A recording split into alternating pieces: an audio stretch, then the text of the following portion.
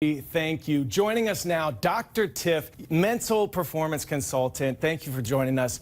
I want to know, how do you see that social media is impacting these individual pro athletes today? Well, I think the very first thing is the interpersonal skills, because they are always on their devices. Everything is about what they're reading, what they're seeing, what they're hearing right at their fingertips.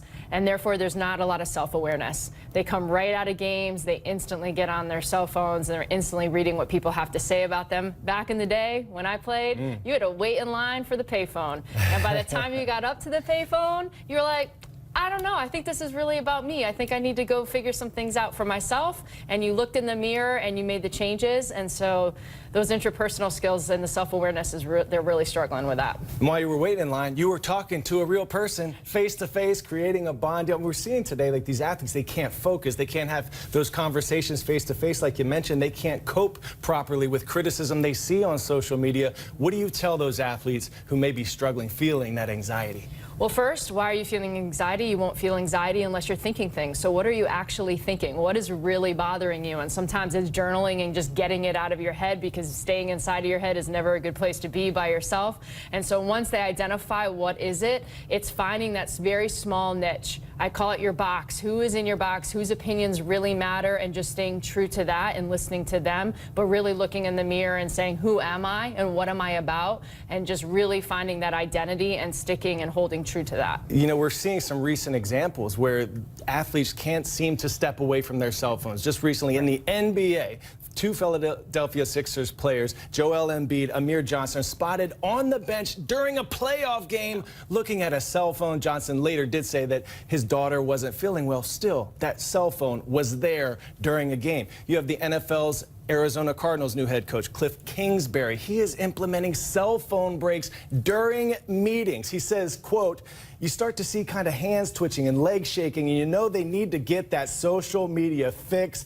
So we'll let them hop over there and then get back in the meeting to refocus. What do you make of these types of examples we're seeing at the professional level? We're in trouble, Coy. We are absolutely in trouble. Here's the thing. I'm okay with giving a little. They love their cell phones, fine, but not after 20 minutes of a meeting, because that's not going to match what they have to do when they go out in the field. They're not going to be able to take 20-minute breaks when they're playing football or when they're on the basketball court. They're going to have to learn how to focus, and it's an addiction. And with any kind of addiction, we got to wean them off a little bit. We're not going to take it all the way away from them, but there needs to be some moderation for sure. Here's a quick example of something that was done to prevent social media from wreaking havoc on a team. Recently, Texas Tech University men's basketball team, this season they won a 3-game road skid. A player suggested that they ban cell phone usage at night. A routine was born. They would collect these cell phones every night, and what they said was something special happened. Bonds were formed, chemistry built there with the team. It took them all the way to the biggest stage in amateur men's basketball here in the States, the national championship game.